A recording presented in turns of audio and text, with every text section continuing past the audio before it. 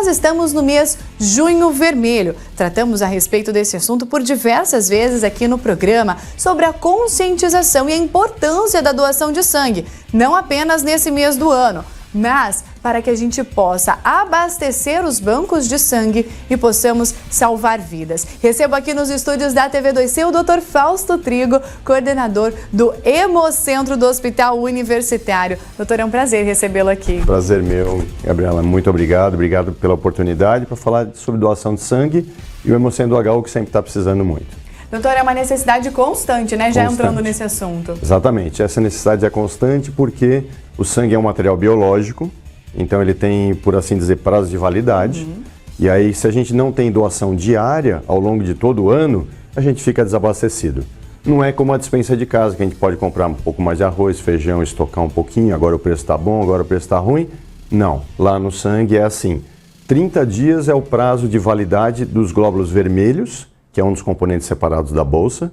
5 dias de validade são as plaquetas, que também é separado da bolsa e que é muito utilizado para pacientes que estão fazendo tratamento de câncer, com quimioterapia, radioterapia, doenças graves, infelizmente a dengue. Algumas situações raras precisam também de transfusão de plaquetas e assim por diante. Quer dizer, então a gente precisa constantemente de doação ao longo de todo o ano.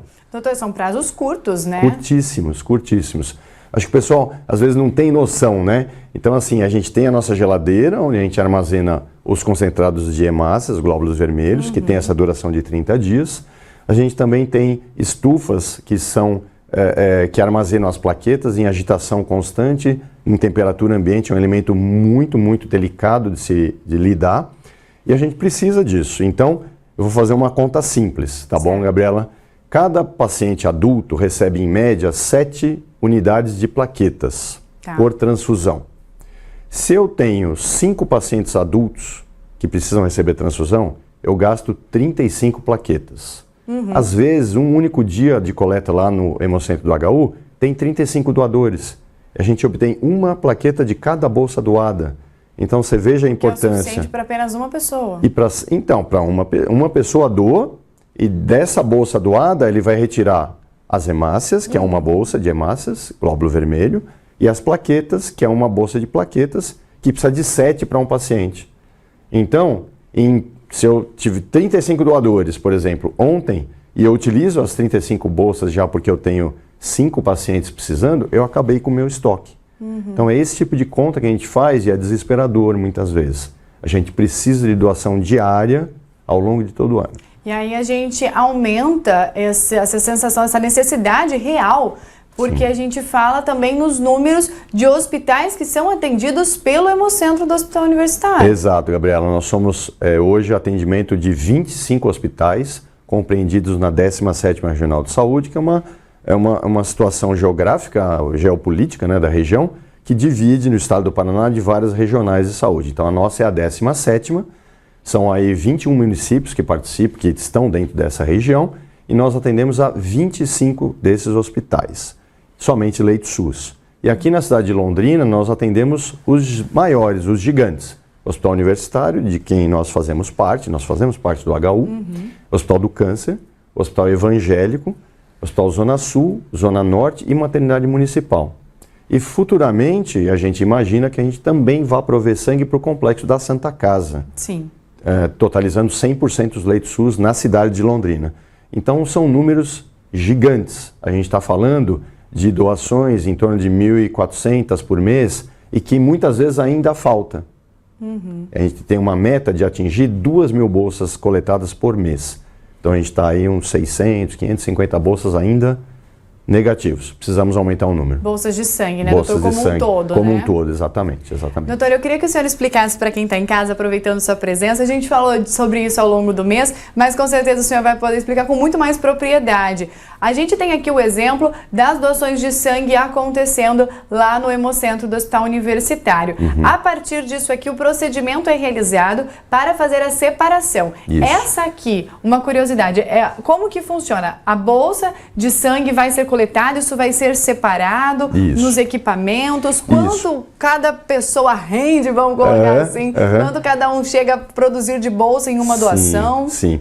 Bom, Cada doador doa de 400 a 450 ml de sangue total. Para vocês terem uma ideia, isso não é nem 9% do volume corpóreo sanguíneo de uma pessoa. Então isso não faz falta para ninguém. Saindo da doação, ela toma 2 copinhos de suco, um sanduíche, ela já repôs todo esse volume de 400, 450 ml. É lógico que esse sangue precisa ser produzido novamente e ele vai demorar de 15 a 20 dias para ser totalmente produzido. Então não vai fazer falta para o indivíduo saudável, que é o nosso querido doador. Essa imagem, então, é a coleta do sangue. A gente vê aqui o braço puncionado. Muito importante a gente falar isso também, Gabriela. Todos esses insumos de coleta de sangue são descartáveis e todos vêm de fábrica. Então, eles são abertos na frente do doador, não há nenhum risco de contaminação e eles nunca serão reutilizados. Eles são jogados fora após o final do procedimento. E aí, então, o braço puncionado, a bolsa que vai coletar os 400 a 450 ml fica posicionada no prato dessa balança aqui. Isso aqui é uma balança. A gente tem uma imagem, né? Exato. Se deixar rolando aí, pode deixar rolando. Daqui a pouquinho a gente já consegue essa balança. Ela fica em constante movimento. Constante movimento. Por quê? Porque o sangue, quando ele entra, ele é homogeneizado com o anticoagulante da bolsa. Você imagina que o sangue tem que permanecer fluido, líquido. Sim. Então existe um anticoagulante que vem de fábrica, que fica dentro da bolsa, para que a gente possa manter esse sangue viável para utilização em transfusão. E aí, esse equipamento ele fica homogeneizando e tem um prato de balança, então ele nunca deixa passar de 400 ou 450 ml. Ele sempre estabelece isso, que é uma segurança também para o doador. Aí o pessoal fala, mas eu tenho medo de agulha. Verdade. Esse é um dos grandes problemas para as pessoas doarem sangue, medo de agulha. No entanto, essa agulha que a gente usa é uma agulha muito, mas muito afiada. Então ela dói menos do que uma agulha que a gente coleta sangue no laboratório, para vocês terem ideia. Por isso, a gente incentiva todo mundo a fazer doação. E aí vai sentir menos do que o que está acostumado, provavelmente. Com certeza, com certeza. Importante estar alimentado, né, Gabriela? Nunca vir em jejum, trazer o documento oficial com foto, e aí vai passar por aquela triagem para assegurar que tenha boas condições de saúde para fazer a doação e também que não traga nenhum risco para quem receba aquela bolsa. Vocês viram no começo da imagem, na punção do braço, uma bolsinha pequenininha? Sim. Não sei se vocês conseguem colocar. Esse é um detalhe bem interessante. Pode deixar aí pra gente, produção. A produção é ótima, já está achando aí, ó. Então, essa isso, bolsinha. Que ela tá na mão, né? Exato. O que faz essa bolsinha? Para que ela serve? Como a gente tem a pele, e a pele sempre é contaminada por bactérias, sim, por mais que a gente limpe, 0,001% de bactérias ainda permanecem na pele. Então a gente, na primeira punção, deriva o primeiro sangue para essa bolsinha satélite, e é dessa bolsinha satélite que a gente retira as sorologias, que são feitas a cada doação, para HIV, hepatite B, hepatite C, os exames. A hepatite C, Chagas, sífilis e eletroforese de hemoglobina. Então, com isso, a gente usa esse sangue que potencialmente tem 0,0001% de chance de ter bactéria, nunca vai para o receptor do sangue, porque esse sangue ficou para a sorologia.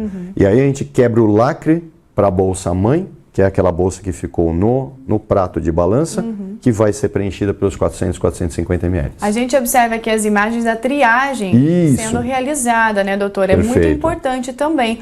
Tudo isso sobre a segurança, para o doador, para quem está trabalhando e para o receptor. Exatamente. A gente quer, o doador, ele veio de muita boa vontade, né, como sempre, e ele quer sair saudável, como sempre. Então a gente quer fazer para ele a melhor experiência possível. Então é obrigação de todos os hemocentros no Brasil que fazem coleta de sangue e distribuição de sangue assegurar a saúde do doador. Então se ele tem qualquer coisa que possa colocar a saúde dele em risco na doação, isso vai ser detectado e ele vai ser impedido de doar e orientado a respeito. Ou se ele se expôs a alguma situação de risco para contrair alguma doença infecto-contagiosa, ele também será inaptado, ele será parado naquele momento, ele não doará, e será orientado quando que ele poderá voltar a doar sangue. Dúvidas que a gente observa que são muito frequentes, a gente recebeu aqui de alguns telespectadores nossos, doutor. Quem pode ou não doar sangue? Existem alguns medicamentos que podem impossibilitar a doação de sangue quando ingeridos? Sim, na verdade, anticoagulantes, quem usa anticoagulantes ou inibidores de agregação plaquetária não devem fazer a doação de sangue, porque na punção a gente pode ter um sangramento a mais excessivo do braço. Pessoas que fazem uso de medicações psiquiátricas, 3 ou mais tipos de medicação, a gente também pede que não doe. Pessoas que usam anticonvulsivantes, pelo menos 2 anticonvulsivantes, mesmo que nunca mais tenham tido convulsão, a gente também pede que não doem. E pessoas que estão usando antibióticos por quadros infecciosos não podem fazer a doação enquanto não terminam os antibióticos e dão um prazo de 14 dias após o término desse tratamento para que façam a doação. Quem recebe vacinas precisa esperar minimamente 7 dias também para fazer a sua doação. Nossa, e aí tem uma infinidade, Gabriela, de coisas, mas vamos falando. São vários cuidados que são necessários. Mas a gente observa que tem uns mitos e algumas verdades que são mais comuns. Exato. Por exemplo, fazer tatuagem, doutor, isso influencia? Então, a tatuagem, ela é um impeditivo da doação de sangue, não pela tatuagem em si, mas o processo da tatuagem, como a pele é furada, perfurada por uma agulha, a gente tem que ter a certeza que essa agulha é descartável. Infelizmente, não existe, até onde eu saiba, eu já procurei muito isso, uma normativa de uma sociedade brasileira de tatuagem que faz a fiscalização de que todos os estabelecimentos que fazem tatuagem utilizam equipamentos descartáveis. Obviamente, os melhores, né? Obviamente utilizam medicamentos descartáveis, mas a gente tem que generalizar, infelizmente, para evitar potenciais contaminação. Então, quem faz tatuagem, a gente pede que não doe por 6 meses a 1 ano. Ok? Terminado esse prazo, então pode fazer a doação. Para quê? Porque potencialmente, se a pessoa utilizou um equipamento não descartável ou a tinta da tatuagem não descartável, o pessoal acha que é só a agulha que é um problema. A tinta da tatuagem também é um problema. Porque você já viu tatuagem como é que faz? Eu nunca fiz, mas eu já vi alguns vídeos. Né? Então o tatuador ele vai marcando a pele, né, com a agulha. Sim. Se tem algum tatuador nos ouvindo, por favor, me corrija das besteiras que eu vou falar. Mas pelo que eu vi, então a agulha vai perfurando a pele e para fazer a pintura, para fazer o desenho, ele vai pegando tinta e colocando. Sim. E vai colocando a agulha que perfurou na tinta. Então a gente entende que contaminação por contato. Exatamente, pelo contato. Né? Então também a tinta tem que ser descartável. Então a maioria dos estabelecimentos a gente sabe que são muito seguros. Eu não estou aqui falando nada contra a tatuagem, muito pelo contrário. Mas é necessário que as pessoas então exijam essa transparência, né, de que é algo novo que está sendo utilizado nelas e tenham esse cuidado.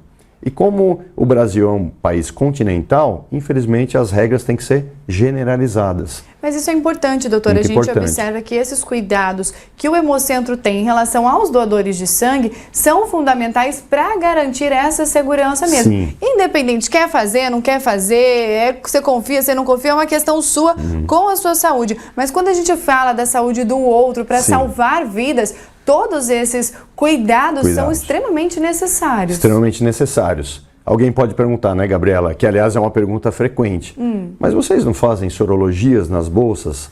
Toda a doação de sangue não é feita a sorologia, os exames para detectar se tem alguma doença infecto-contagiosa? E caso ela seja detectada, a bolsa não é jogada fora? Sim, todas as bolsas, em todas as doações, não importa que eu tenha doado uma vez, 10, 15, 20, 100 vezes, a cada doação, tudo será feito exatamente da mesma forma. E qualquer detecção de suspeita de doença infecto-contagiosa, a bolsa é jogada fora, ela é desprezada, então ela nunca vai ser transfundida. No entanto, existe um tempo entre o qual a pessoa possa ter se contaminado com um agente infeccioso e ela fabricar anticorpos, que são aqueles que são detectados nas sorologias, nos exames. Então esse período nós chamamos de janela imunológica. Então a triagem justamente visa identificar pessoas que possam estar na janela imunológica de contaminação por agentes biológicos e que ainda a sorologia daria negativa, portanto a bolsa seria usada. Não pode ser usada. Por isso que a triagem é fundamental de ser feita, as informações dadas na triagem pelo doador têm que ser fidedignas, verdadeiras. Então a gente realmente faz um questionário muito, muito intenso para evitar a janela imunológica. Tá vendo só? Isso é para te dar mais segurança e até mesmo quebrar aquelas convicções que a gente ouvia muito antigamente, né, doutor? É assim, é assado, desse jeito. Não. como as coisas realmente funcionam, como elas realmente são, para te dar mais segurança e fazer as doações que são extremamente necessárias. Doutor, além de toda essa segurança, eu gostaria que o senhor falasse também aqui com a gente a respeito dos tipos sanguíneos e das possíveis doações. A nossa produção separou uma tela para que a gente pudesse explicar melhor para quem está em casa a respeito deste assunto, porque nós tivemos recentemente uma falta muito grande de um tipo de sangue em específico, né, doutor? Isso foi um problema em 380 hospitais que poderiam apresentar alguma questão nesse sentido. Exatamente. Então, na verdade, quem é que está fazendo a doação?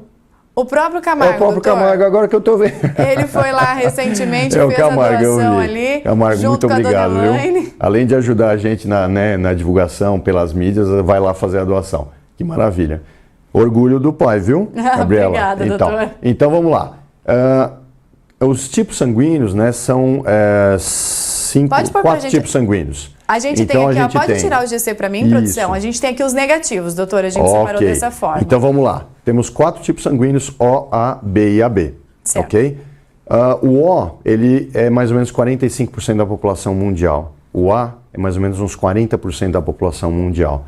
O B fica aí na casa de uns 10% e o AB o restinho. E aqui nós estamos vendo os negativos. Entre os A, O, A, B e AB, dessa porcentagem que eu falei, 15% dessas pessoas, além de ser A, O, B e AB, são negativos. E 85% são positivos. Certo. Tem muito mais gente positiva do que negativa. 85% positivo, 15% negativo. Só que quem é RH positivo pode receber sangue tanto de RH positivos quanto de RH negativos. Olha só. E quem é RH negativo só pode receber do RH negativo. Então as pessoas que são 15% da população só podem receber de 15% da população. E é por isso que a gente tem essa tabela, por exemplo, dizendo que o O negativo só recebe de O negativo. Exatamente, só que ele é um doador universal. Ele pode ser recebido por todos, pelo A negativo, pelo B negativo, pelo AB negativo e pelos positivos. Por isso que ele é o doador universal. E, na verdade, o O positivo, que é uma tabelinha que talvez vá aparecer, ele é, eu vou dizer, quase universal, tá bom? Ele é quase universal. Porque ele pode doar para todos os tipos também, só que somente positivos.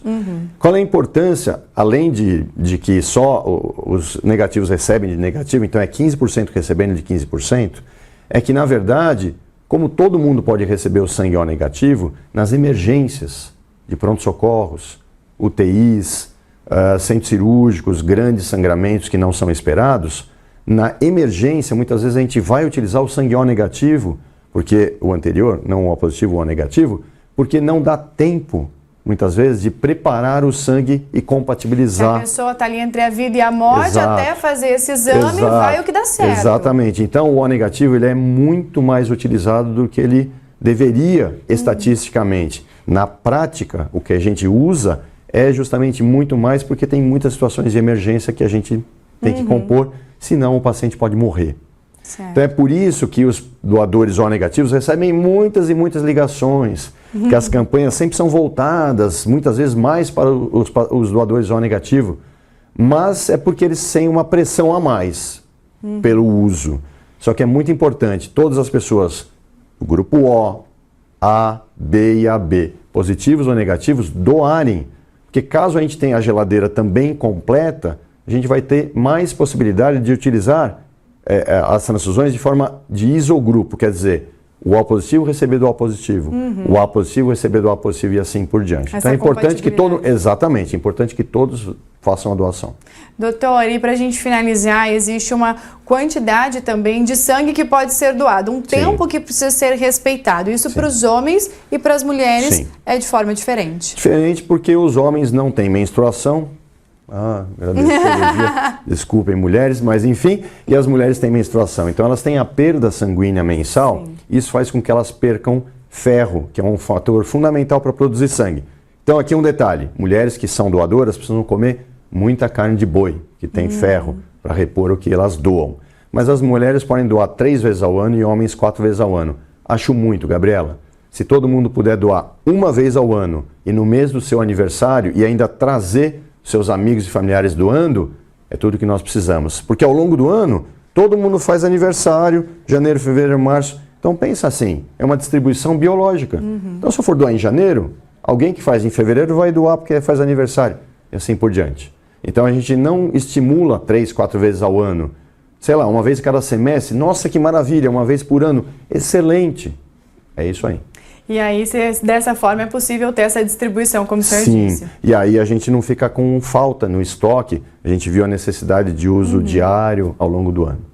Obrigada, doutor Fausto, pela aula que o senhor deu pra gente em relação à doação e como funciona todo esse processo, desmistificando também muitas questões que são comuns no nosso dia a dia. Muito obrigado, Gabriela. A TV, muito obrigado pela oportunidade, estou sempre à disposição. Peço desculpas, eu cheguei atrasado, viu, gente? Fica tranquilo, doutor Fausto, aqui a gente está em casa e o importante é que você que está aí também possa fazer a sua doação. Lembrando que é necessário ter entre 16 e 69 anos. Os menores de 18 anos precisam ir ao Hemocentro do Hospital Universitário acompanhado, então, dos seus representantes. Tem também essa questão do peso que é colocado aí de 50 a 51 quilos para estar também em boas condições de saúde. Bem alimentado, hidratado, como o Dr. Fausto disse, e você viu só todas as explicações a respeito da segurança para os doadores e também para quem vai receber. Se você pode fazer a sua doação, é extremamente importante que você tenha a possibilidade de ir até o Hemocentro do Hospital Universitário e possa então fazer parte dessa campanha. Lembra que eu falei para você, né? Em uma outra oportunidade, há tempos atrás, quando conversei com o Dr. Fausto, ele falou sobre essa campanha de doarmos no mês do nosso aniversário. Se você tem essa possibilidade, o Hemocentro está à sua disposição.